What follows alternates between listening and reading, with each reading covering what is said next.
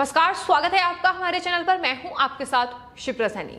पश्चिम बंगाल में अवैध रोहिंग्या बांग्लादेशी घुसपैठियों पर अब बड़ा एक्शन होगा।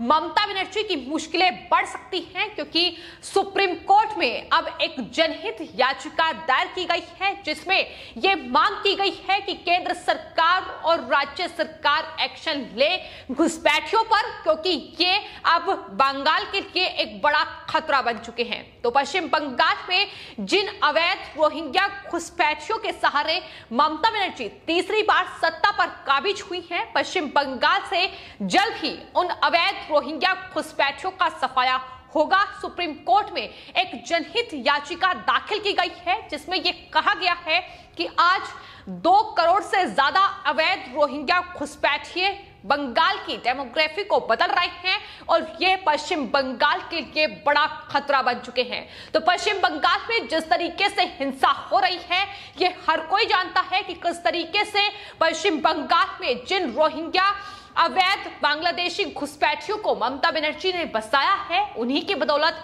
आज इस तरीके से पश्चिम बंगाल में हिंसा, आगजनी और गुंडागर्दी का ये दौर देखने को मिल रहा है। और यही वजह है कि ये रोहिंग्या और घुसपैठिए आज पश्चिम बंगाल के लिए एक बड़ा खतरा बन चुके हैं जिस पर ममता बनर्जी कोई एक्शन नहीं ले रही है। और यही वजह है कि पश्चिम बंगाल की रहने वाली सामाजिक कार्यकर्ता संगीता चक्रवर्ती के द्वारा सुप्रीम कोर्ट में एक याचिका दाखिल की गई है जिसमें केंद्र और राज्यों से यह अनुरोध की गई है कि केंद्र और राज्य सरकार उन सरकारी कर्मचारियों, पुलिसकर्मियों और सुरक्षा बलों की पहचान करे जिन्होंने इन घुसपैठ माफिया के साथ जिनके संबंध हैं और जो बांग्लादेश के रास्ते पश्चिम बंगाल में इनकी एंट्री करा रहे हैं। यहां तमाम डॉक्यूमेंट इनके तैयार किए जा रहे हैं, इस पर एक्शन की मांग की गई है। याचिका में ऐसे लोगों की आय से ज्यादा संपत्तियों को जब्त करने का अनुरोध भी किया गया है। आपको बता दें, संगीता चक्रवर्ती जो कि सामाजिक कार्यकर्ता हैं, उन्होंने अश्विनी कुमार दुबे जो कि वकील हैं, उनके माध्यम से सुप्रीम कोर्ट में यह जनहित याचिका दाखिल की है जिसमें यह कहा गया है कि लोगों को बहुत बड़ा नुकसान हो रहा है क्योंकि 2 करोड़ से ज्यादा रोहिंग्या और बांग्लादेशी घुसपैठियों ने न केवल पश्चिम बंगाल की जनसांख्यिकी को बदला है बल्कि यह कानून के शासन और आंतरिक सुरक्षा के लिए भी आज बड़ा खतरा बन चुके हैं। और विशेषकर विधानसभा चुनाव नतीजों के बाद से जाहिर तौर पर पश्चिम बंगाल में जो हिंसा का दौर जारी है वो पश्चिम बंगाल चुनाव नतीजों के बाद ही देखने को मिला था। और जिस तरीके से वहां लोगों की हत्याएं की जा रही हैं, निर्मम हत्या बीजेपी कार्यकर्ताओं की गई है, महिलाओं के साथ बलात्कार किए गए हैं, ये तमाम रोहिंग्या और बांग्लादेशी घुसपैठिए ही हैं जो अवैध तरीके से पश्चिम बंगाल में आकर बसे हुए हैं।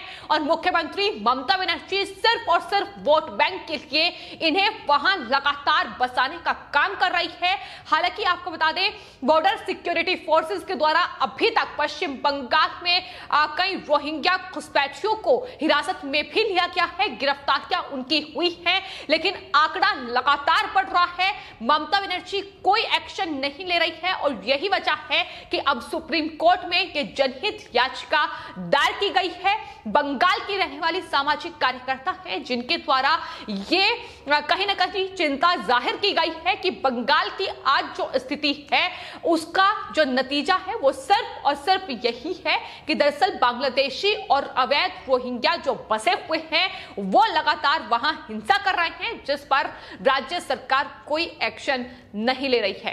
तो आपको बता दें, वकील अश्विनी कुमार दुबे के माध्यम से जो ये याचिका सुप्रीम कोर्ट में दायर की गई है, इसमें कहा गया है कि घुसपैठियों की जल्द ही पहचान हो।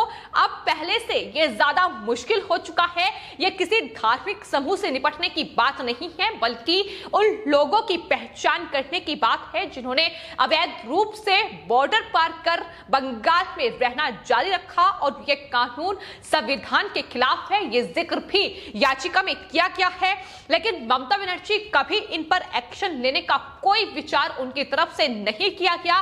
सिर्फ और सिर्फ वोट बैंक के लिए इनका इस्तेमाल ममता बनर्जी ने किया है, इन्हें इकट्ठा किया है, इन्हें वोट देने के लिए इनके तमाम जो दस्तावेज हैं वो तैयार करवाए गए हैं और इस तरीके से बड़े पैमाने पैमाने पर रोहिंग्या अवैध बांग्लादेशी घुसपैठियों को बसाने का काम पश्चिम बंगाल में लगातार जारी है। आपको बता दें, देश में रोहिंग्याओं की एंट्री ही बांग्लादेश से पश्चिम बंगाल के रास्ते होती है। पश्चिम बंगाल के उत्तरी हिस्से यानी कूच बिहार जिले और मालदा मुर्शिदाबाद जिले से ज्यादातर जो रोहिंग्या अवैध घुसपैठिए हैं ये भारत में एंट्री करते हैं और उसके बाद पूरा गिरोह काम करता है जो इन्हें देश के अलग अलग राज्यों में पहुंचाने का काम कर रहा है। हालांकि आपको बता दें, जहां पश्चिम बंगाल में इन अवैध बांग्लादेशी घुसपैठिए रोहिंग्याओं को बसाने का काम बड़े पैमाने पर राज्य की मुख्यमंत्री ममता बनर्जी टीएमसी कर रही है, वहीं दूसरी ओर उत्तर प्रदेश एटीएस लगातार इन रोहिंग्या घुसपैठियों पर एक्शन ले रही है। उत्तर प्रदेश में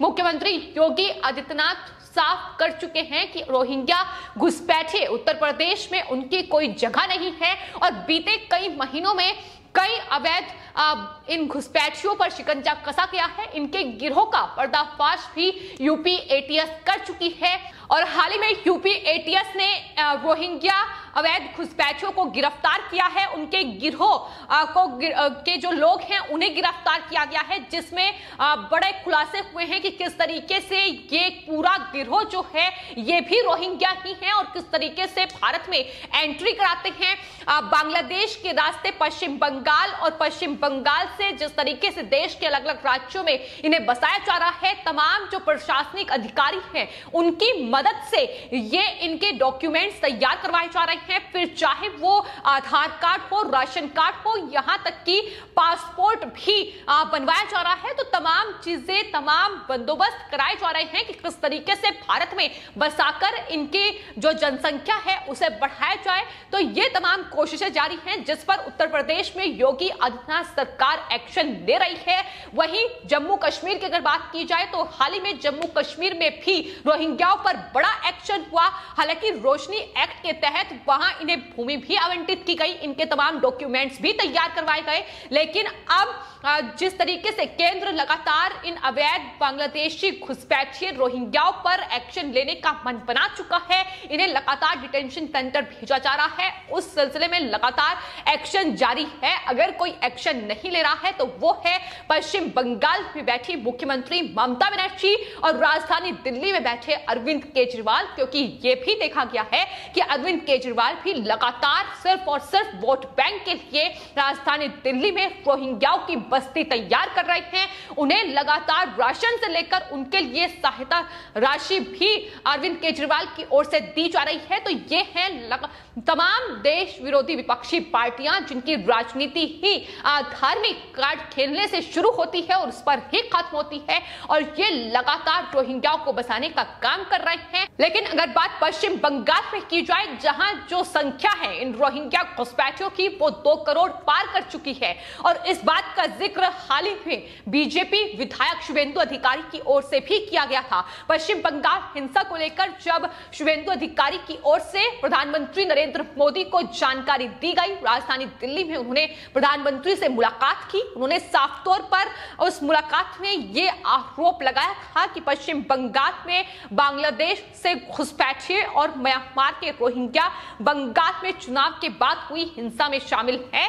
यानी जिस तरीके से आगजनी, खून खराबा हो रहा है, महिलाओं के साथ बलात्कार हो रहा है, ये ममता बनर्जी रोहिंग्या और घुसपैठियों की आड़ में ही सब कुछ कर रही है। उनकी मदद से ही इन्हें इस तरीके से सत्ता का संरक्षण प्राप्त है और यहां तक ममता बनर्जी कह चुकी है कि दरअसल इन रोहिंग्या और घुसपैठियों के मदद के चलते ही वो तीसरी बार सत्ता पर आई है। तो ऐसे में बंगाल पुलिस इन अपराधियों पर कोई एक्शन ना ले, इन टीएमसी के गुंडों पर कोई एक्शन ना ले, ये भी उनकी तरफ से बार बार कहा गया है। लेकिन फिलहाल जो ये याचिका सुप्रीम कोर्ट में दायर हुई है उसमें साफ तौर पर न सिर्फ पश्चिम बंगाल में अवैध घुसपैठियों और रोहिंग्याओं का जिक्र किया गया है कि इन्हें बाहर का रास्ता केंद्र सरकार और बंगाल सरकार दिखाएं, बल्कि इस बात का जिक्र भी किया गया है कि देश में बड़ी संख्या में दाखिल हो चुके घुसपैठिए आज देश की एकता, अखंडता और सुरक्षा के लिए बड़ा खतरा बन चुके हैं। भारत के किसी भी हिस्से में रहने और बसने का अधिकार के साथ साथ भारत के पूरे क्षेत्र में स्वतंत्र रूप से घूमने का अधिकार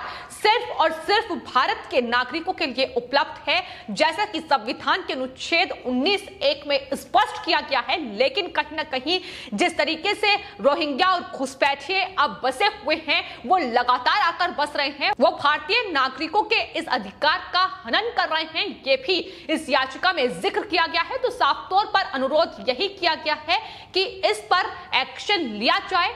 केंद्र सरकार और बांग्लादेश की सरकार यानी मुख्यमंत्री ममता बनर्जी एक्शन ले और इन रोहिंग्या घुसपैठियों को बाहर का रास्ता दिखाएं। फिलहाल आपकी इस पूरे मामले पर क्या राय है, हमें कमेंट बॉक्स में जरूर लिखें और चैनल को सब्सक्राइब करें। धन्यवाद।